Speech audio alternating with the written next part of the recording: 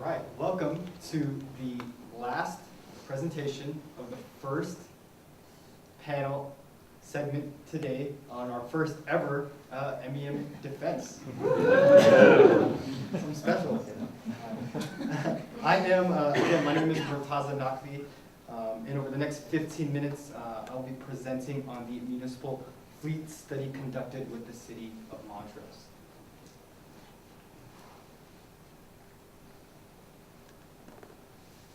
So today I am excited to share with you the results of an emerging emerging discussions of the project.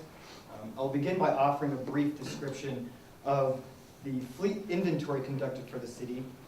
The inventory informed the feasibility study, which dives into the requirements for implementing electric drive and compressed natural gas within the fleet. I will conclude with a talk of next steps identified from this phase of the project.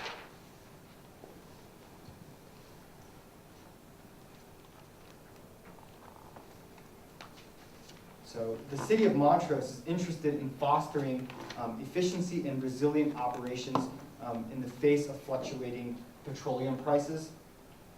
Currently, substantial grants are available to fleet developers who deploy alternative fuels. Colorado Department of Local Affairs, in conjunction with the Colorado Energy Office, provides matching grants for alternative fuel vehicles and their respective infrastructures, i.e. maintenance facilities and fueling stations. The program, though, is slated to end in December 2017. Montrose is also directly eligible for alternative fuel excess tax credits, which are set to expire at the end of this year. There are private infrastructure tax credits available. Those also are set to expire at the end of this year. This is important because the city of Montrose is exploring the consideration of building a new public works facility. Should the city consider alternative fuel vehicles, pieces of the planning puzzle must come together in a timely manner to reduce the barriers to implementing alternative fuels.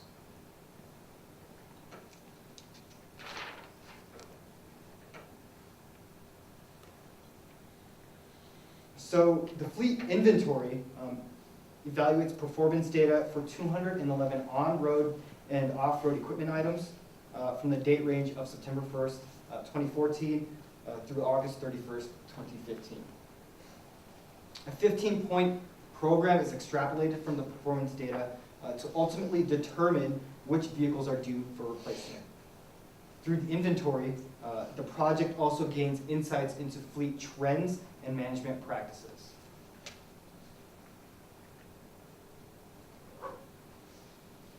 I'd like to quickly talk about the fleet performance emerging from the inventory. So when we look at the top 3 users of fuel, these departments are, as you can see, they're highlighted: the police department, the sanitation department, and the streets maintenance department. If we look at the largest gasoline users within the fleet, in terms of vehicle class, they are and this should be marked vehicles. So these marked vehicles are police patrol vehicles. These are the largest users. The largest user next are 10 cubic yard. Just flatbed dump trucks, and then half-ton 4x4 pickups are the next, are the largest user of gasoline. In terms of diesel use, the largest user are the sanitation trucks implemented, or the compact trucks implemented by the sanitation department. Next are the 10 cubic yard dump trucks, and finally vacuum jet trucks.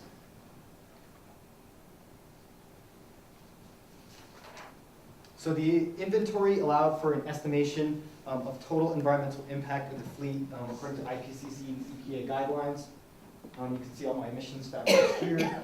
Ultimately, an estimated 992 metric tons of carbon dioxide equivalents were estimated from fleet vehicle operations during the study period.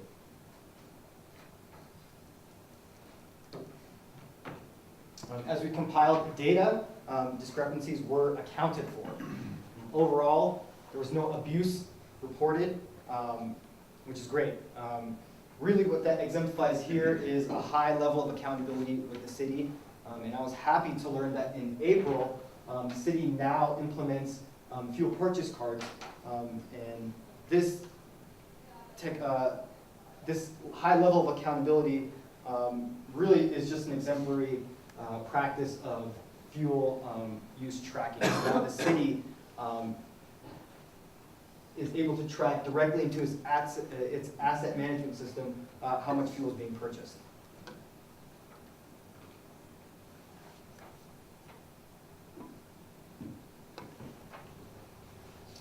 So now I'd like to talk about kind of the first alternative that we explored, which was fleet electrification. In particular, I'll be looking at plug-in hybrid vehicles and electric vehicles, all electric vehicles. So the city, of course, is interested in reducing its gasoline consumption. And thus, the project looked into the two vehicle technologies, so a plug-in hybrid and an all-electric vehicle. The city currently employs two Ford C-Max hybrid electric vehicles, which perform exceptionally well in terms of fuel economy and maintenance. So then the project looked into what it would require to implement more advanced electric drive vehicles. We looked to Ford and the electric vehicles that they manufacture to learn about the costs and benefits associated with owning and implementing advanced fuel vehicles.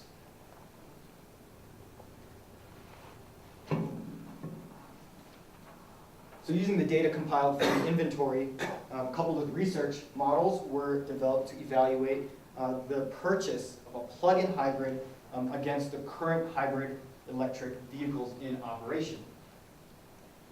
As modeled, you'll see it's difficult for the city to achieve payback on the incremental cost of investing in a plug-in hybrid over a 10-year lifespan. This is because electric battery replacement and maintenance costs outweigh the fuel cost savings that would be observed.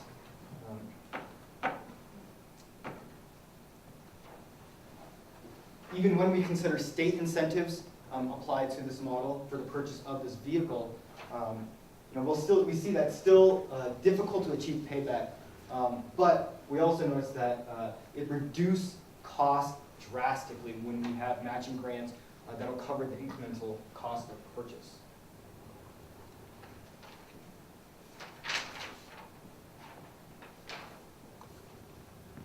So with the purchase, with the examination of an all-electric vehicle, we see three things. First, that there are reduced maintenance costs. Two, more fuel savings are possible. And three, there is a lower incremental cost of purchase than the plug-in hybrid that was used in the previous example.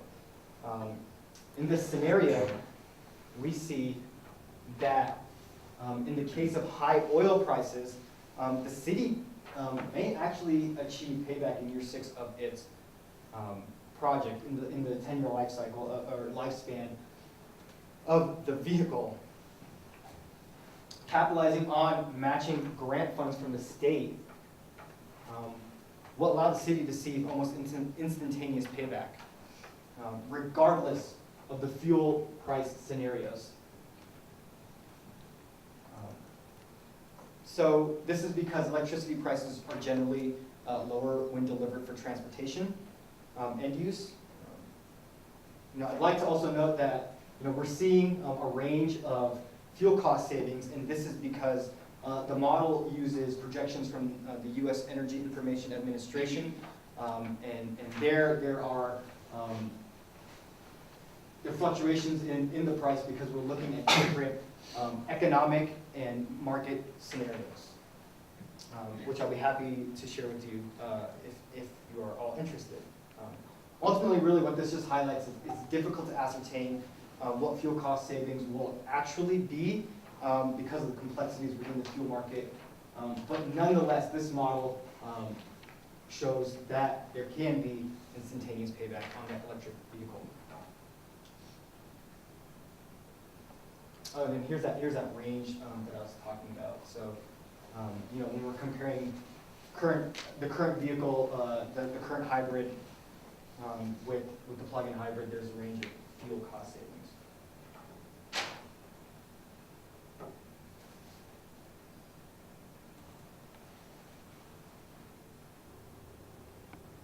So electric vehicles are refueled by electric vehicle supply equipment, which requires just the vehicle to be plugged in to recharge.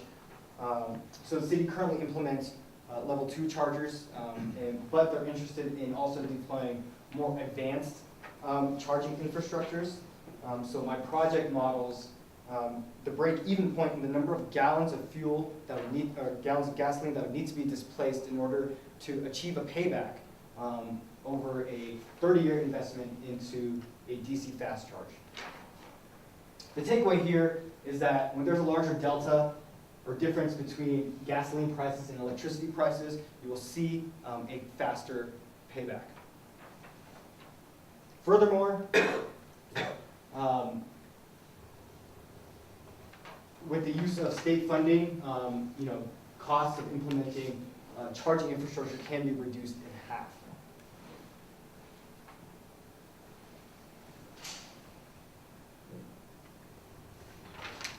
Now I'd like to get to the discussion of fleet gasification and the models that we used for compressed natural gas.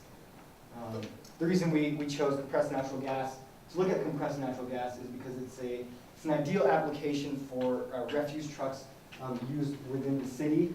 You know, the city practices centralized fueling, and there compressed natural gas can be implemented in a dedicated way, especially for compactor trucks which have a heavy-duty application and have relatively high maintenance costs.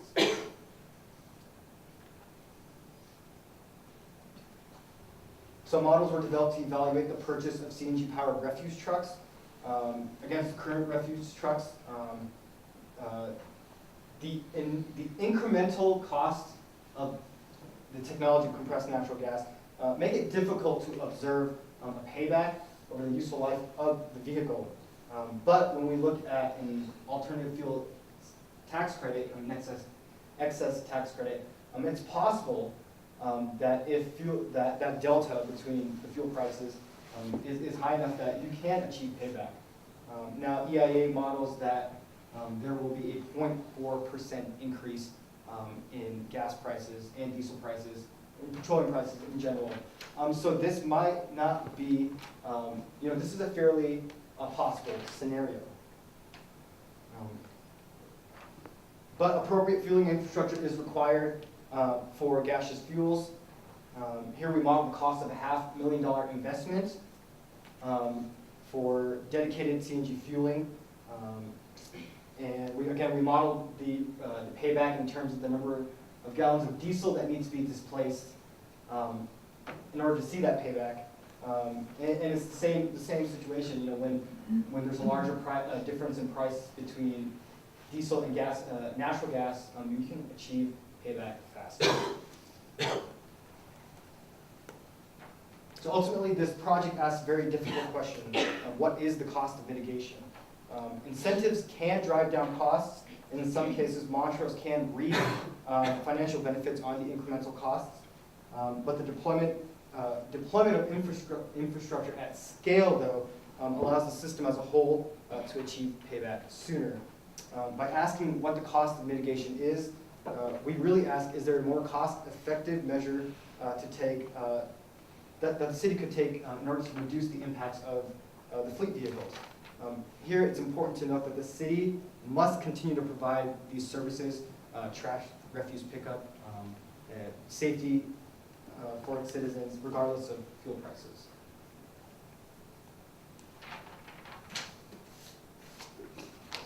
So, you know, off the bat, I recommend that the city should consider planning for electric vehicle purchases for its light-duty cars.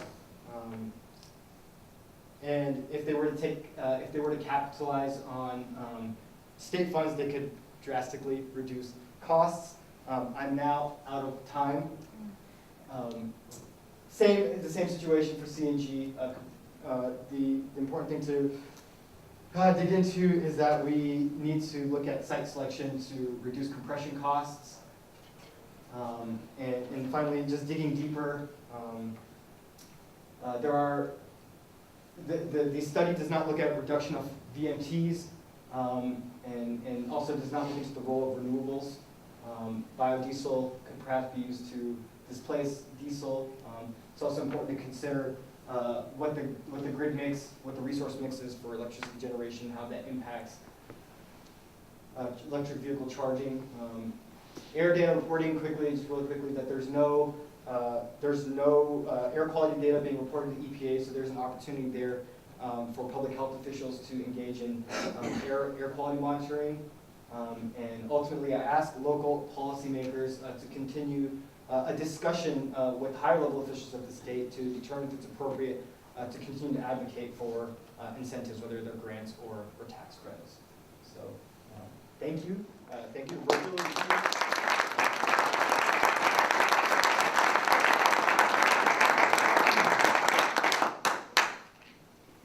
Brent?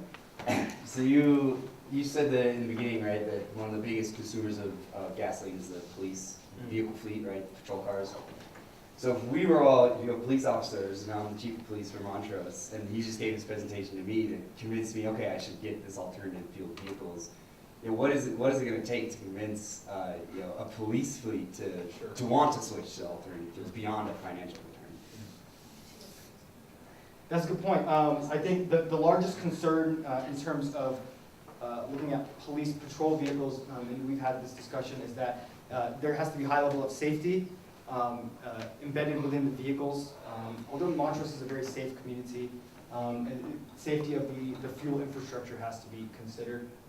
We kind of threw around the idea of looking at compressed natural gas for the police fleet because of centralized fueling operations. But the issue that we kind of identified was that police vehicles are take-home vehicles, so sometimes they might not come back to campus where they need to be fueled. And so there, it's critical to consider fueling downtime if you're going to implement compressed natural gas, and if that's even feasible within the police operations. It's also, though, one of the trends we noticed is that police vehicle use is staggered. So they use, it's staggered in the sense, I don't have the slide up, but that vehicles are, on an annual basis, depending on their age, are used more or less. So just to cycle through the vehicles is not to put too much stress on one vehicle. So that's another thing to consider, is that as they replace vehicles, can the infrastructure for an alternative fuel also be maintained.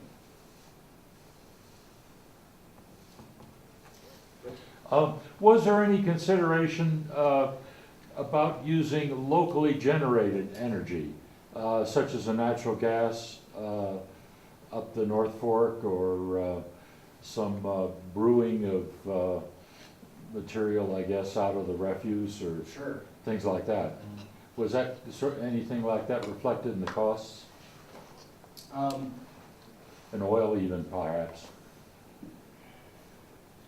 Within the cost benefit models we use, we do apply the regional